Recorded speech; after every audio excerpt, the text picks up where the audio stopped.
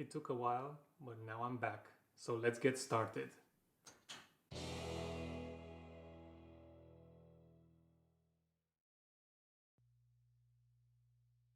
Petty started posting videos again. He's the host of Appetizers, an unusual design conference from the States. Moreover, he's a vivid filmmaker and he's just announced that he's gonna launch 2 new books this year, and he just revealed his latest newsletter packed with resources and links for designers and not only. I recommend you check out his YouTube channel and also take a look at the Spaced Challenge video series. It's a must view. Recently I watched more entrepreneurial movies or documentaries, and one TV series that really blew my mind was The Toys That Made Us by Netflix. It's a really good show because it doesn't rely on presenting only the toys, but also describing the business decisions and the design challenges that led to the success of these toys. Toys like Power Rangers, Star Wars, G.I. Joe, Hello Kitty, and many more. Last but not least, Framer, the prototyping tool, is coming to the web. I used Framer in the past and I loved how it combined visual design with coding, and I'm eager to see how the new tool on the web really stands out. I requested a beta invite, so we will see how it goes. For this episode, I want to talk about the stages of a design career as I perceive it. This is based on my experience and growth. So let's start with the basics. I started my career as an intern as soon as I graduated my studies. As an intern, I got to be like a sponge. I captured all kinds of information. My knowledge base was growing and my skills started to take form. I started to have a design personality. As an intern, I got to work on real projects with and under guidance. I understood what's a brief and what's a deliverable, how to get there, how to be humble yet challenging, how to be on a continuous hunger for more design. Also, it bridged the gap between a free-form gut-feeling design approach towards a more organized, process-based thinking. If you're just starting, I recommend you follow an internship. If you're not convinced, try reading How to Be a Graphic Designer Without Losing Your Soul, mentioned in the previous episode. Or if you're out of time and want some fast career advice learning material, read Launch It. Moving forward, just as baby birds fly out of their nests, so was the time for me to move forward from intern to full-time designer. As a junior designer, the main and huge difference for me is that you start interacting directly with the client and you become more and more accountable of your actions and decisions. From here, you are going to get in touch with a lot of common design scenarios. Make the logo bigger.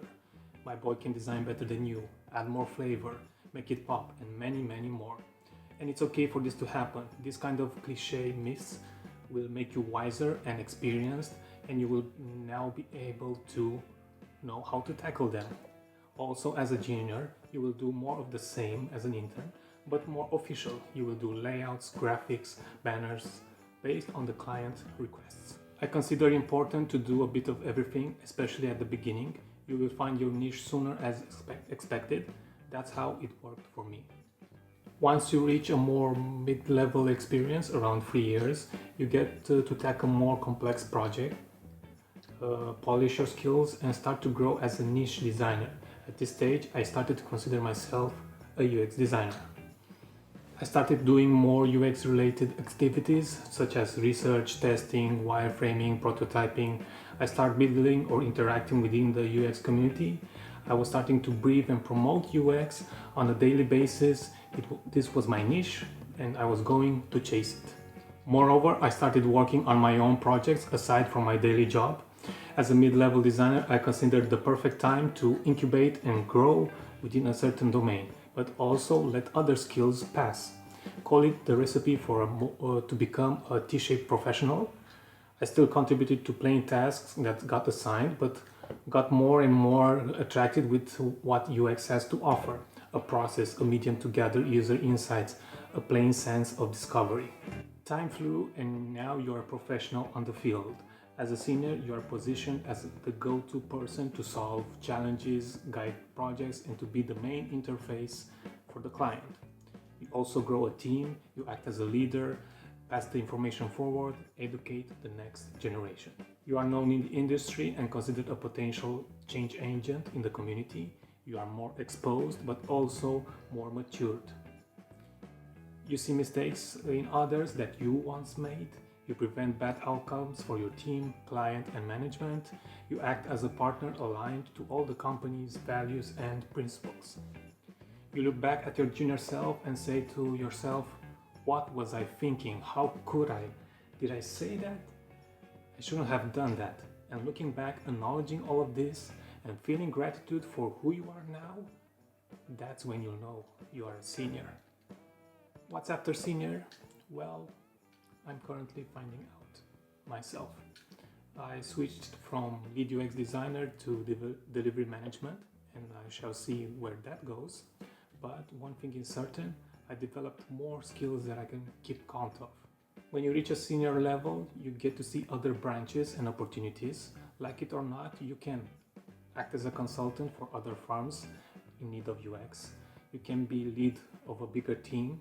You can start your own company, or you can explore a completely new niche that it's way past your expectations. One thing is certain, as a senior, I'm back in the unknown. I feel like a junior again, and it's a really great place to be. For desserts, I'm going with something different this time. I'm going to present to you the other tools that I'm using. First up, I really love having my own set of pencils, markers, thin liners, all the tools that I need to sketch up my product ideas. For instance, I have to store mostly all of my tools. I have this pencil case. It has all my markers that I need in order to sketch the interface ideas or the product ideas that I have in my mind. Secondly, I have a more lighter pencil case for when I'm on the go.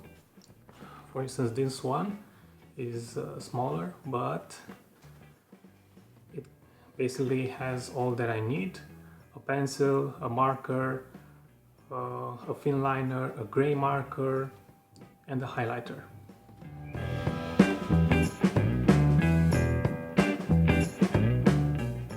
Having all these markers, pencils, I need something to write on. I preferably use Moleskine notebooks, especially the dotted grid one, where I can easily define checklists, draw interfaces or user flows. And if I want to be more creative, I'm using a sketchbook in order to doodle or quickly draw some ideas. When I'm traveling or commuting day by day, I prefer to be as minimalist as possible. Therefore, I was very excited to find out about Gridit by Cocoon. It's an accessory to store all your chargers, cables, and small devices using these straps in a grid-like fashion. Moreover, it has a back pocket to add your sketches or your documents. It's very easy to use, especially at the airport. You just add it on the tray and you're all clear for security. By the way, this pencil case, it's the oldest I have.